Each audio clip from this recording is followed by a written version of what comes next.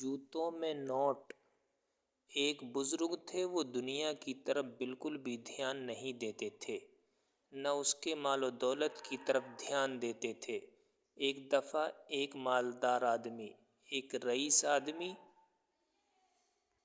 بزرگ کے پاس آیا اور نوٹوں کی گڈی پیش کی۔ بزرگ نے نوٹوں کی گڈی لینے سے منع کر دیا اور کہا کہ مجھے اس کی کوئی ضرورت نہیں۔ وہ بار بار کہنے لگا کہ آپ ان نوٹوں کی گڈیوں کو تحفے میں قبول کر لیں، لیکن بزرگ نے سختی سے منع کر دیا کہ مجھے ان کی کوئی ضرورت نہیں، ان کو یہاں سے لے جاؤ۔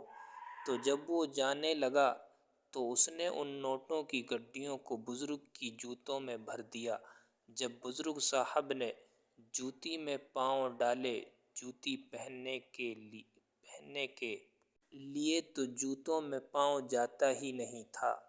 تو بزرگ صاحب نے کہا کہ دیکھو جوتوں میں کیا ہے۔ تو جب جوتوں میں دیکھا گیا تو اس میں نوٹوں کی گڈی بھری ہوئی تھی۔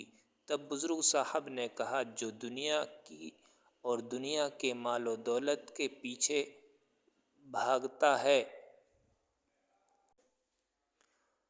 اور جو دنیا کی طرف دھیان نہیں دیتا تو دنیا ذلیل ہو کر اس کے قدموں میں آتی ہے۔